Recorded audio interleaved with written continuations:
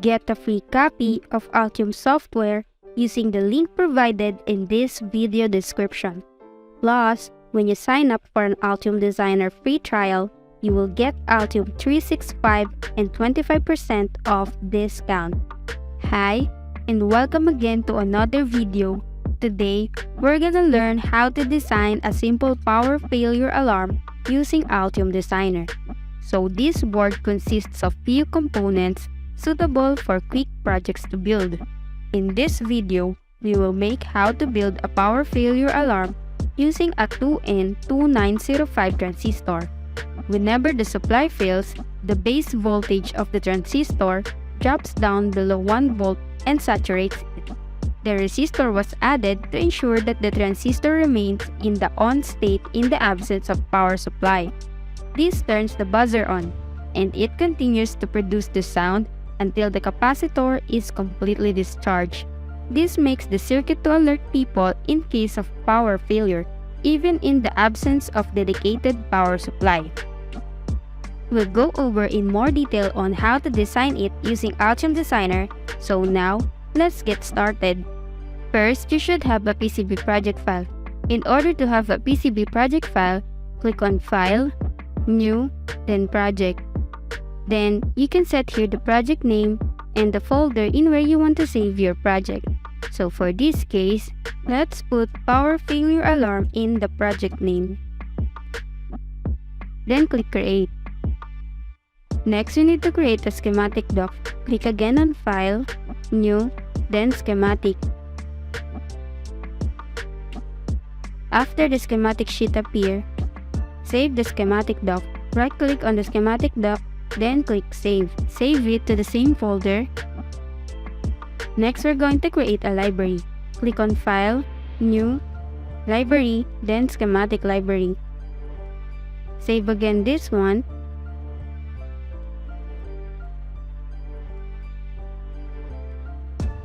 Next, PCB Library. Click on File, New, then Library, then PCB Library.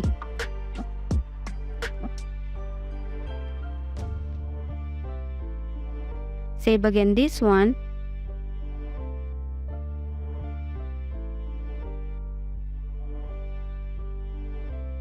Now for this PCB, we will be using a library loader.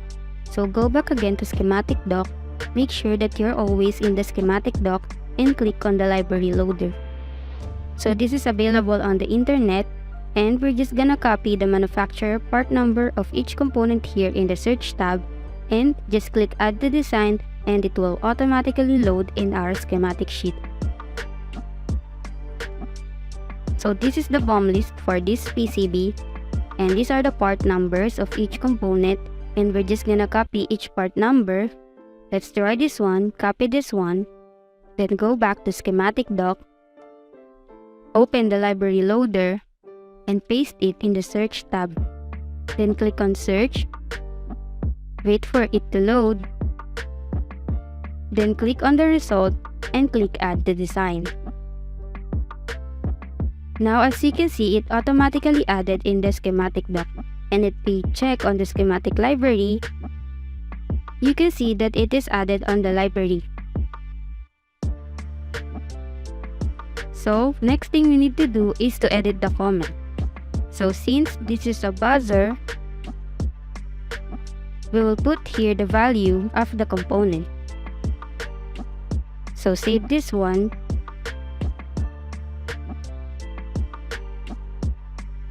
So it is much better to edit the comment because as you can see, it is much more readable if we place it in the schematic doc. This is the original one and this is the edited one. So repeat the same process in all the components in the BOM list until you complete all the library.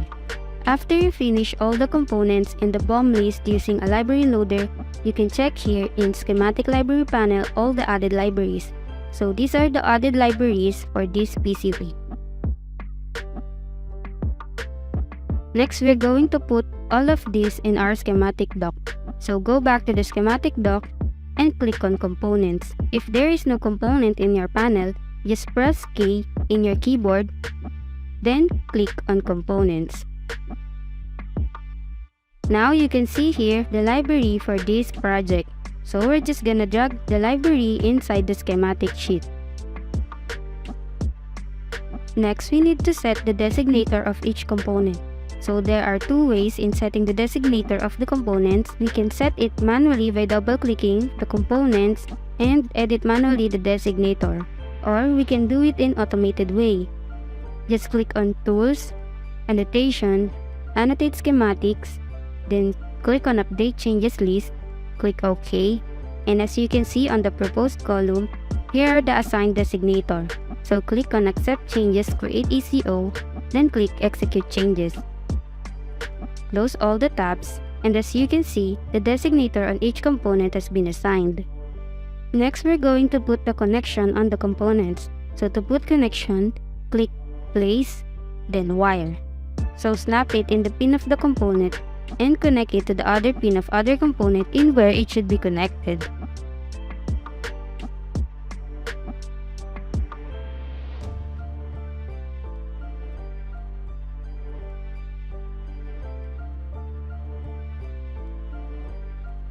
Now as you can see, we have a small circuit and a huge schematic sheet.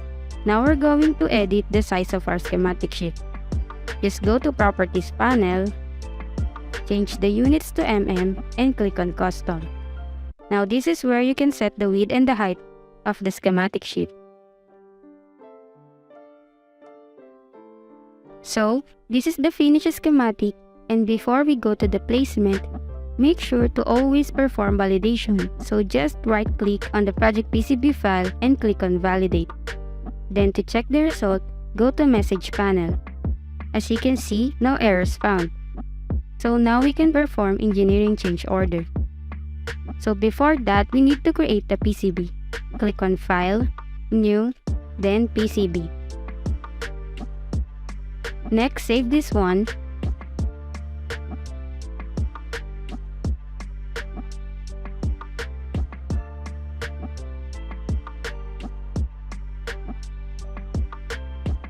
And go back to Schematic Doc.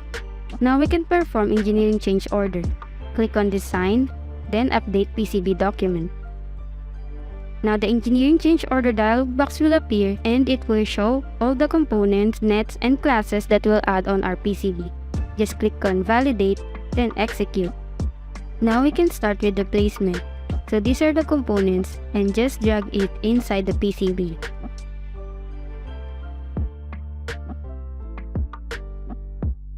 After you place all the components inside the PCB, next we're going to edit the board shape. Just press 1 on your keyboard to activate this kind of view, then click on Design, then Edit Board Shape. Now, the snap points will appear, so we're going to drag it manually in accordance to your board shape. Now press number 2 on your keyboard to back in 2D view. Now as you can see, the board shape has been set. And now we can start with the layout. To add connection, just click on Route, then Interactive Routing. Click it to the pad of the component and snap it to the other end of other component in where it should be connected.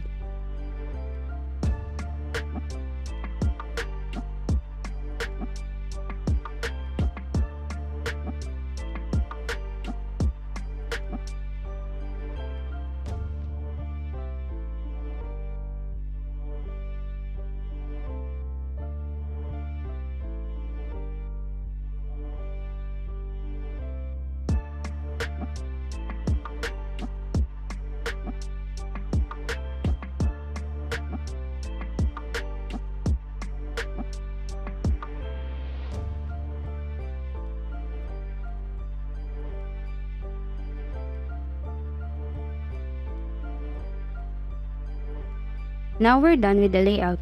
To view it in 3D view, just press 3 on your keyboard. Now we're done designing our failure alarm using Altium Designer. So this design is just simple and easy to follow, and this video will teach you how to use Altium Designer for your future projects. This board uses a minimal set of components and the best simple design to start off. So stay tuned to other videos And I hope you learned something from this video. Thank you for watching.